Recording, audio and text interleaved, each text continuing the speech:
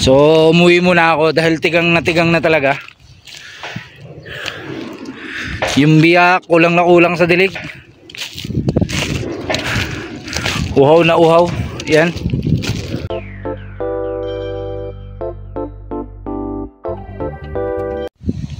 Right, what's up? So wala na tayo mahunting yan. Literal na natuyo siya. So ito yung madalas na hinahuntingan ko ng tikling.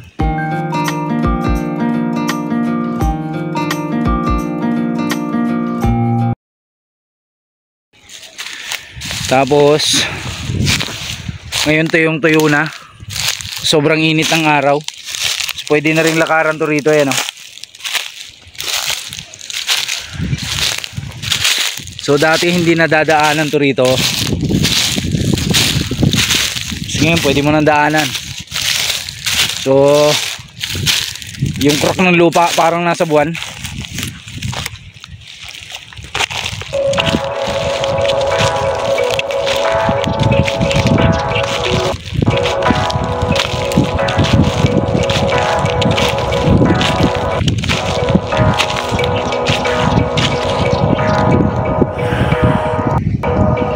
Para na siyang disyerto ngayon. So pwede mo na siyang lakaran. Kung dati binabangka to rito, ngayon hindi na. So didiretso lang tayo. Sisilipin din natin yung kabila. So sana hindi pa malobat. Ayan. So literal na parang nasa buwan ka. So umuwi muna ako dahil tigang na talaga.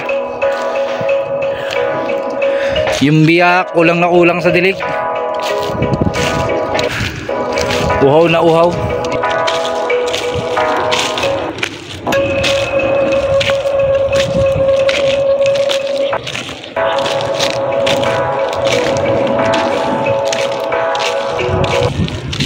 So buhayin ko na lang ulit paglipat ko rin sa gitna.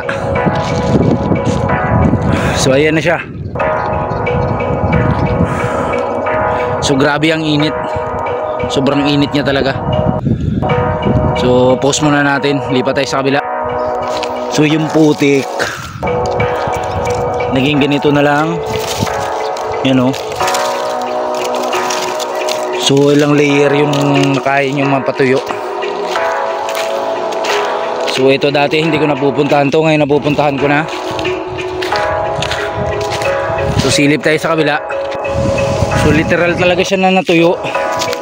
So, parang naging kaingin na siya, eh, no? Dito parang napakalawak ng sunog rito. Yun. So yung buong hunting area ko natuyot. Tapos nasunog. So talahib na lang yung naiiwan. Tapos yung nandun na lang. So dito bago ko makuha yung tikling, binabangka ko muna galing dito. Tapos papunta ron. So ngayon tuyong-tuyo na.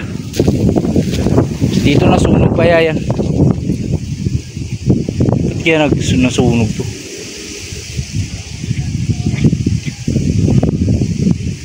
So sobrang linis niya. Ayan, nasunog pa nga. Sobrang init ng panahon.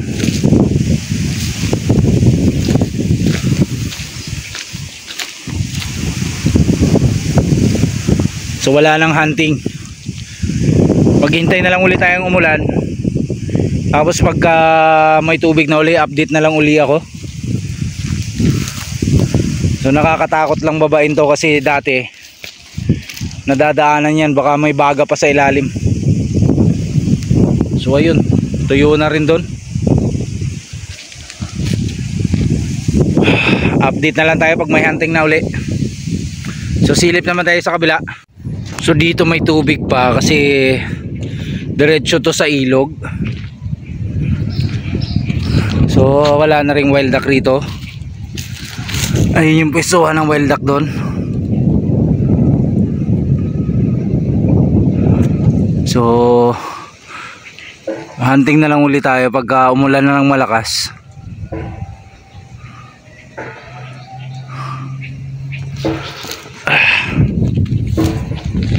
So yun lang yung update natin. So thank you for watching. Uwi na tayo.